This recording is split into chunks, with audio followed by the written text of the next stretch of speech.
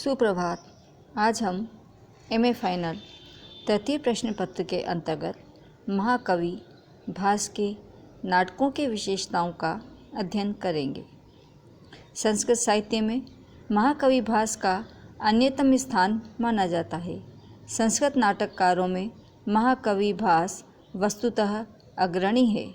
महाकवि कालिदास ने मालविकाग्निमित्रम नामक नाटक की प्रस्तावना में भास का नामोल्लेख बड़े आदर के साथ किया है। प्रथित यशसाम भास स्वमिलक विपुत्रादीनां प्रबन्धान् अतिक्रम्य कथम वर्तमानस्य कवे कालिदासस्य कृतो बहुमानः।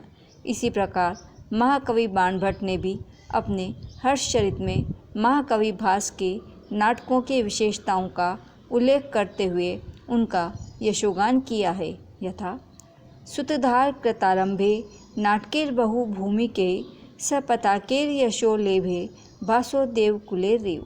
प्रसन्न राघव नाटक के रचयिता जयदेव ने महाकवि भास को भासो हास कवि कुलगुरु कालिदासो विलास इत्यादि कथन से कविता का मीनी का हास बतलाया है।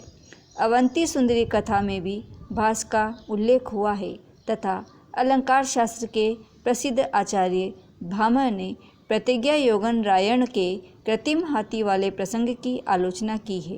प्राकृत भाषा के महाकाव्य गणौवहो गौड़वध में भासंबी जलन मीते कांति देसे तहावी रहुआरे आदि श्लोक में महाकवि भास को ज्वलनमित कहा है। राजशेखर ने काव्य मीमांसा में भास के नाटक चक्र की अग्नि परीक्षा का उल्लेख इस प्रकार किया है। भास नाटक चक्रे अपीस छेके क्षिप्ते परीक्षितुम स्वप्न वासवदत्तस्य दाहको अभून्न पावकः। इस तरह सिद्ध होता है कि महाकवि भास संस्कृत नाटक साहित्य के प्राचीनतम एवं ख्यातिलब्ध नाटककार रहे हैं। महाकवि भास के पात्र चाहे स्त्री हो या पुरुष सामान्य भूमिका पर ही सर्वदा दृष्टिगत होते हैं। उन्हें हम कल्पनालोक के प्राणी नहीं कह सकते, जिनमें वायवीय तत्वों के कारण कुछ अलौकिकता या अस्वाभाविकता आ गई हो। यही कारण है कि श्रोता या पाठक इनके नाटकों को देखते सुनने पात्रों के साथ पूरी सहानुभूति प्रकट करते हैं। अपनी भावनाओं की मानसिक क्रिया प्रतिक्रियाओं को उनमें बिंब प्रतिबिंब भाव से पाते हैं। देवगुण संपन्न पात्र जैसे राम, सीता, लक्ष्मण आदि में भी हम मानवीय भावनाओं की ही झलक पाते हैं। उनके विचारों और क्रियाओं में कहीं भी असाधारणता नहीं आ पाई है। जहाँ तक पात्रों के मनोवैज्ञानिक चरित्रण का प्रश्न है, हम भास को आधुनिक युग के नाटककारों के साथ पाते हैं।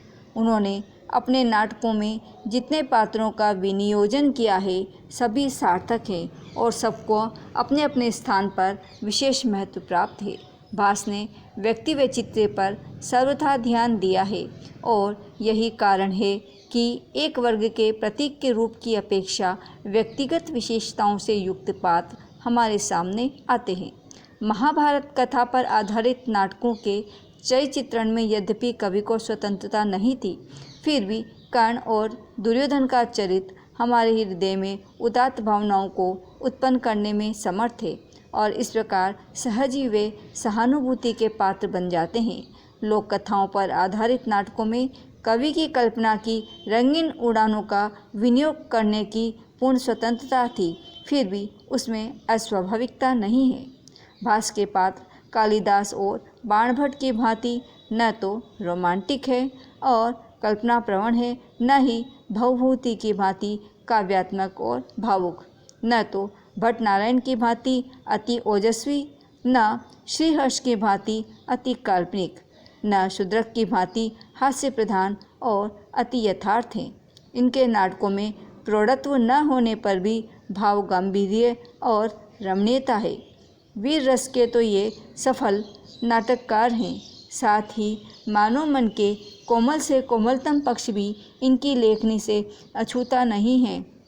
इन्होंने प्रणय, करुणा एवं विस्मय का बड़ा सुंदर निर्वाह अपनी कृतियों में किया है। इन्होंने विषय वस्तु का चयन बड़ी बुद्धिमानी और कुशलता से किया है। इनकी भाषा में प्रासाद और माधुर्य के साथ यथावसर ओज गुण की भी प्रधानता पाई जाती है। घटनाओं का विधान अत्यंत स्वाभाविक होते हुए भी प्रभावोत्पादक और कौतूहलपूर्ण है। पात्रों के चित्रण में व्यक्ति वैचित्र्य के द्वारा सजीवता ला देना भास का प्रिय कौशल है। वाक्य सरल, चुटीले और भावोत्तेजक होने के कारण कथन में स्थलों पर विशेष नाटकीयता ला देते हैं। घटनाओं का निश्चित लक्ष्य की ओर उत्तरोत्तर बढ़कर प्रभावित करना, अंतर्द्वंद और आघात प्रतिघातों में पड़े हुए पात्रों की चरित्रगत विशेषताओं का उद्घाटन करना इनके नाटकों का मुख्य गुण है। इनके नाटक अपने युग, धर्म, सांस्कृतिक और सामाजिक गतिविधियों के प्रतिनिधि माने जाते हैं। इनके नाटकों को देखने से ज्ञात होता है कि उनमें रसवत्ता है। चरित्रों का चित्रण प्रभावपूर्ण तरीके से हुआ है, जितना कि एक नाटककार के लिए अपेक्षित है। महाभारत या कृष्ण चरित्र से संबंध रखने वाले कथानकों में नाटककार की भावनाएं अधिक उदात्त है और रसानुकूल घटना विधान का नियोजन किया गया है। अतः ये नाटक मध्यम श्रेणी में आते हैं। उद्यन कथा पर आधारित नाटक कवि की सर्वोत्कृष्ट रचनाएं हैं। इनमें भास पाठकों और दर्शकों को भावमग्न करने में अधिक सफल हुए हैं। प्रणय जैसे व्यापक विषय को लेकर कवि ने बड़ी सफलता से मानव मन की भावनाओं का रंगीन चित्रण किया है। भास आदर्शवादी नाटककार के रूप में हमारे सामने आते हैं।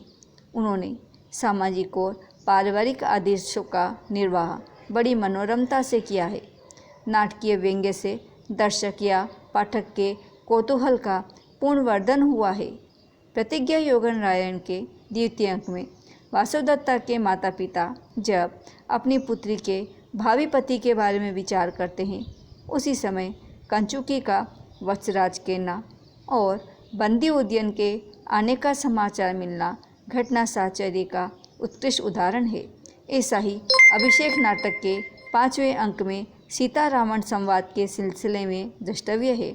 इनके नाटकों में पारिवारिक व सामाजिक आदर्शों, आचारों को उपस्थित किया गया है। इनके संश्लिष्ट चित्र नाटकों के कथानकों में विशेष प्रभाव उत्पन्न कर देते हैं। इति शुभम।